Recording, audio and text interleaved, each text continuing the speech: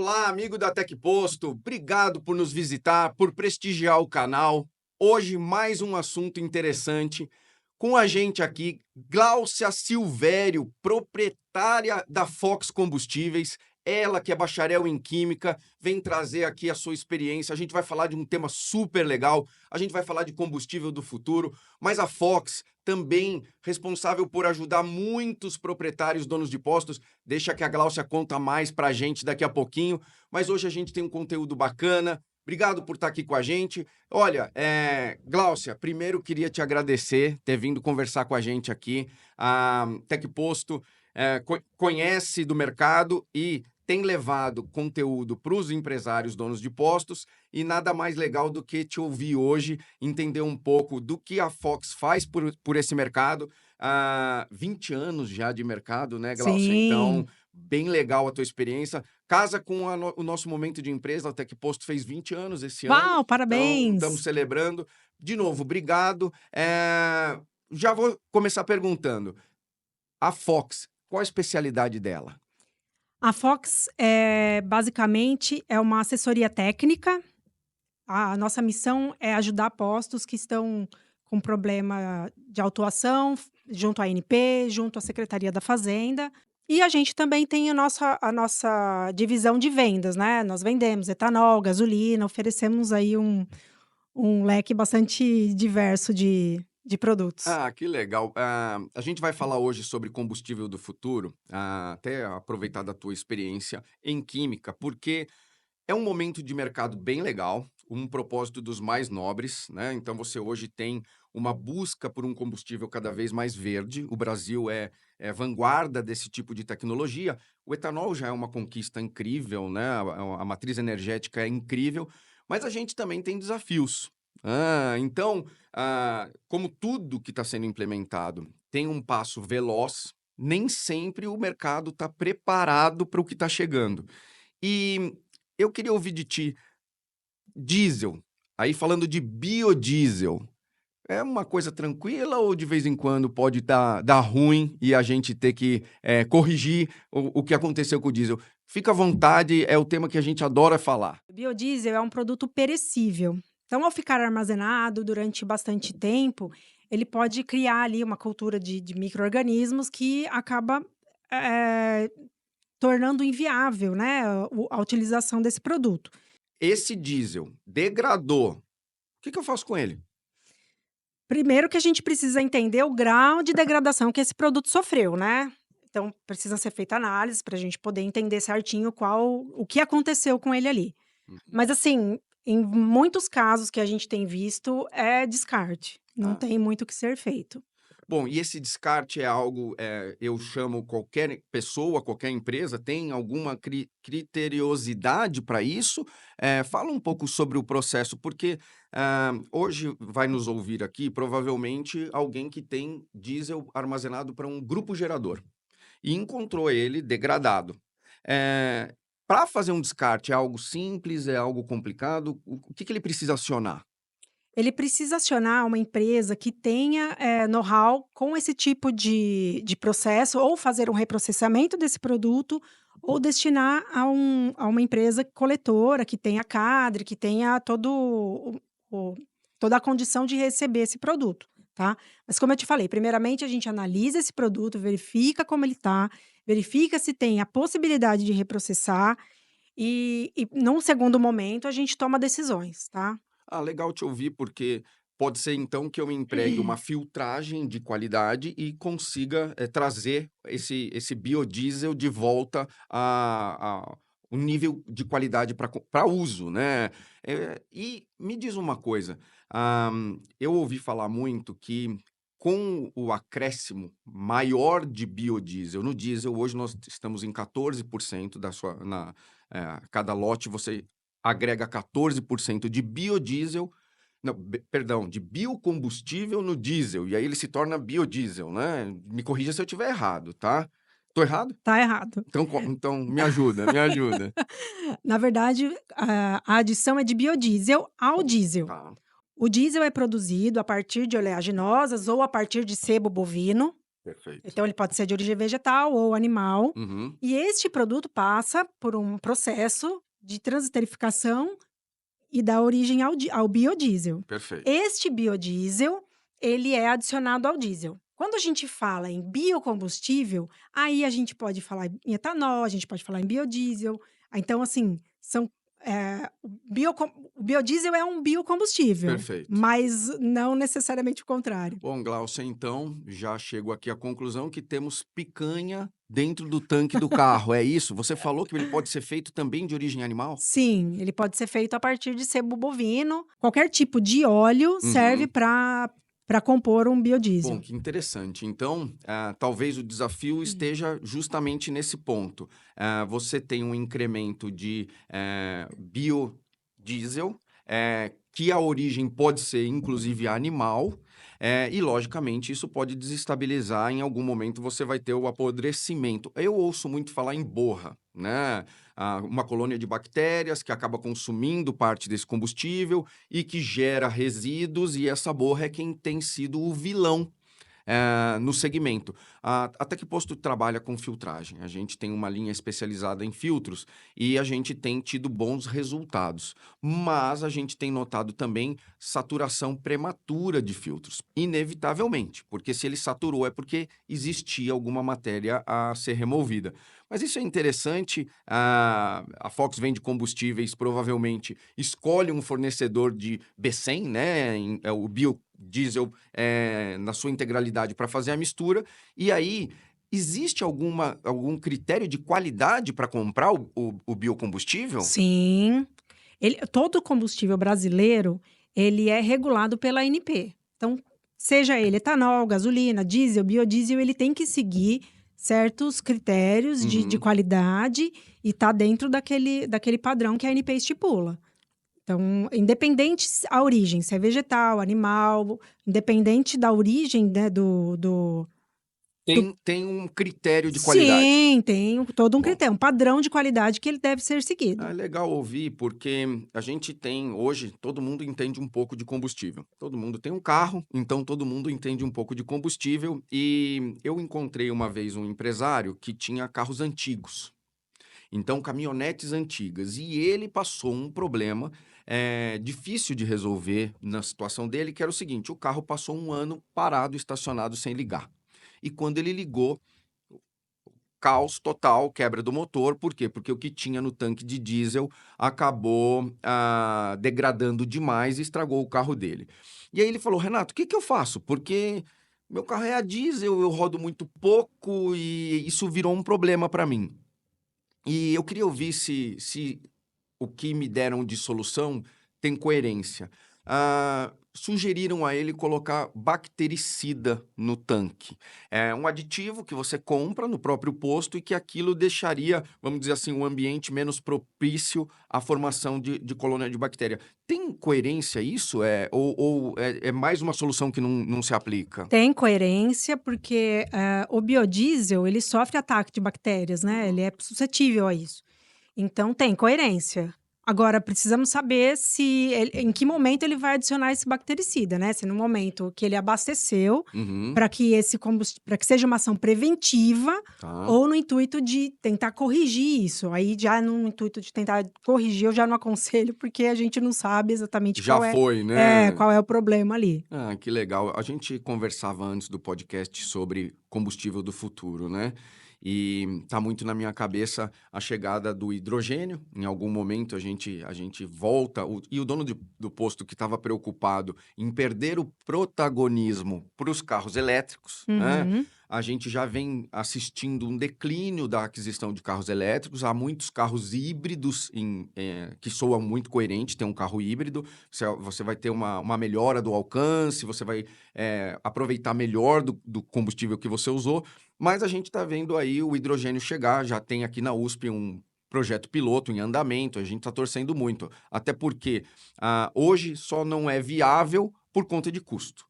Mas em alguns países da Europa isso já é rotina, você já compra um carro a hidrogênio, já abastece num posto que tem hidrogênio, e aí o nosso cliente final, né, o dono do posto que preocupado em deixar de ter o seu protagonismo, ser aquele ponto onde você faz 1000 coisas além de abastecer, você também tem uma loja de conveniência, lava seu carro. Ele, com a chegada do hidrogênio, volta à cena, porque o carro elétrico você carrega em casa, agora o hidrogênio você vai acabar carregando. Eu sou um entusiasta de combustível do futuro.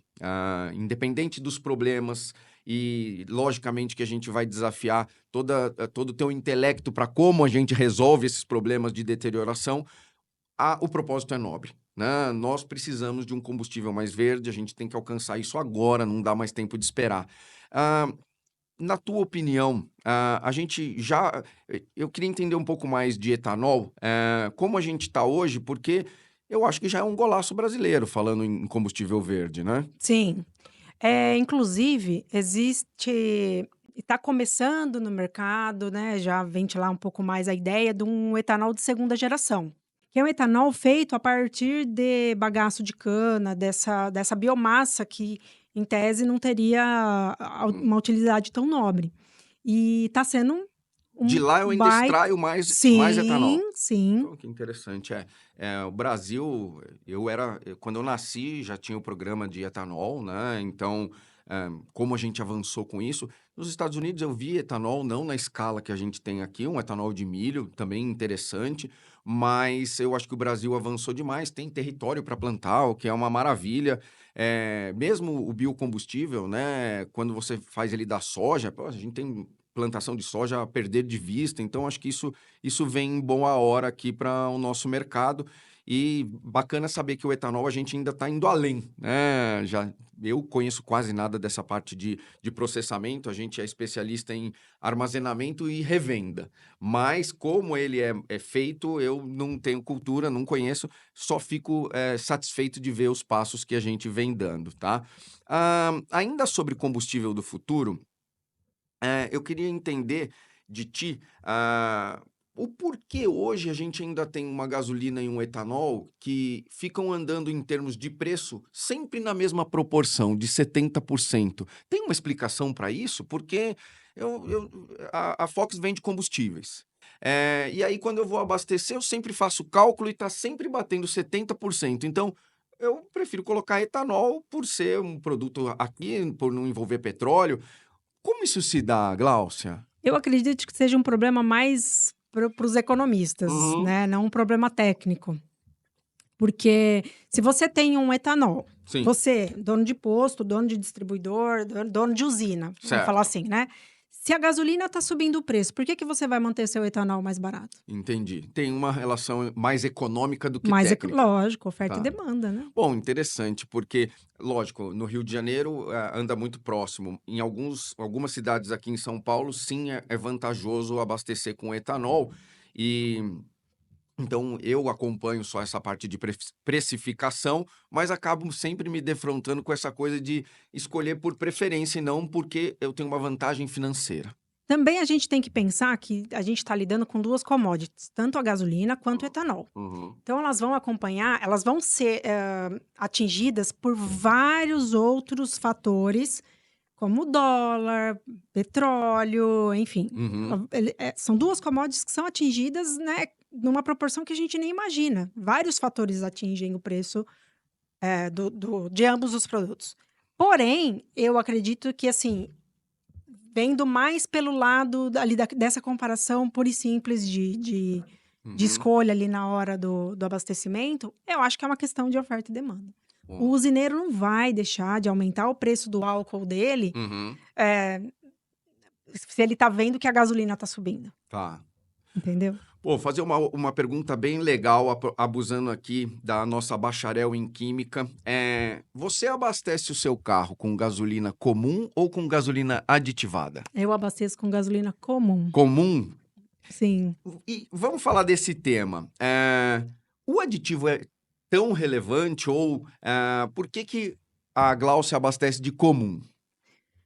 Por uma questão de preço Tá? e por uma questão de achar que aquele aditivo que é colocado ali na Uhum. gasolina, ele não necessariamente vai atender o que eu preciso, né, de limpeza de bico e tal.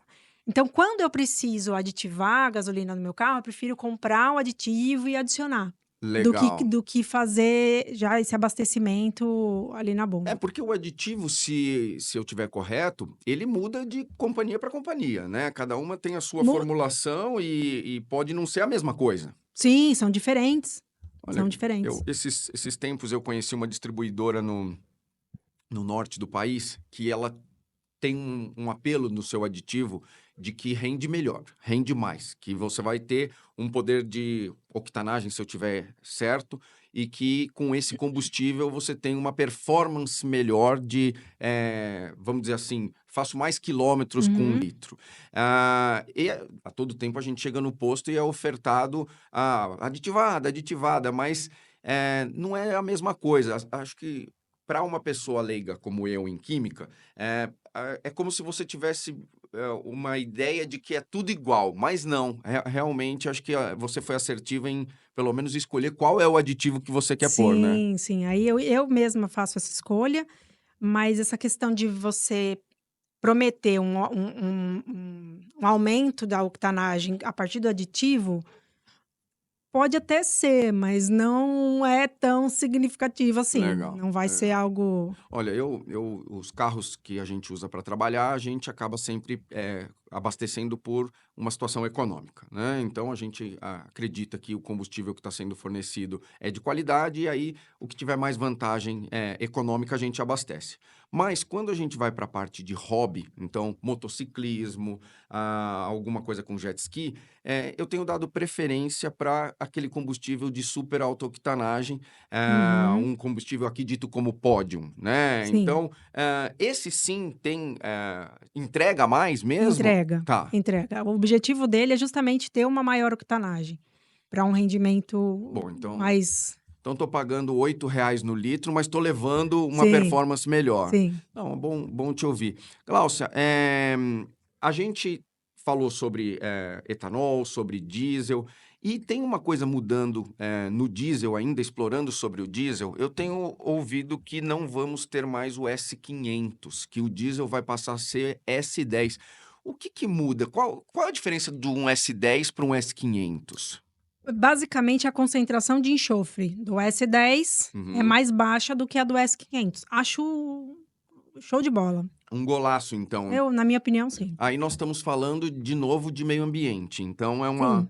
legal. E eu tenho ouvido isso, tenho ouvido também, porque existe todo um parque hoje que você tem capacidade para armazenar os dois produtos. E aí eu consultava um amigo, falei, cara, agora que não vai ter mais o S500, o que que você vai colocar nesse tanque que vai ficar vazio?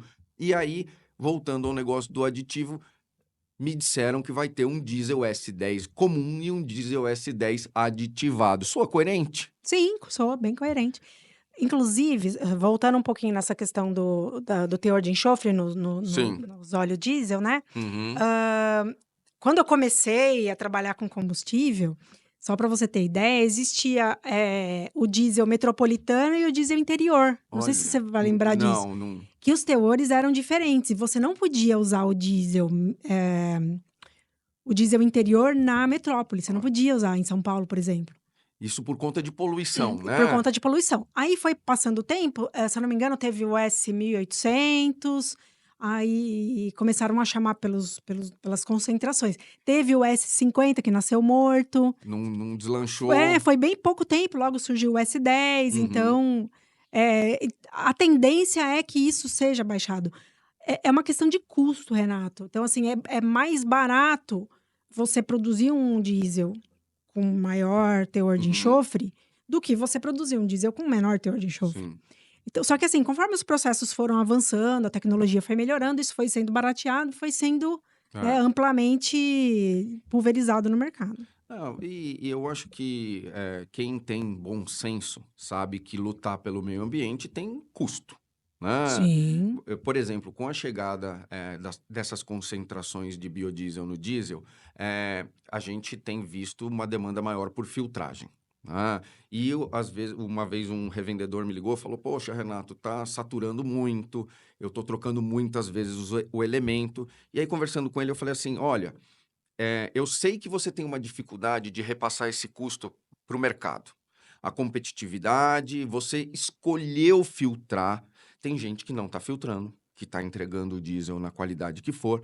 Então, recomendei que ele buscasse o apelo de marketing, explicando para os clientes que lá tinha um custo maior o diesel, porque ele se preocupava em entregar um diesel de melhor qualidade que quebraria menos o motor de um caminhão.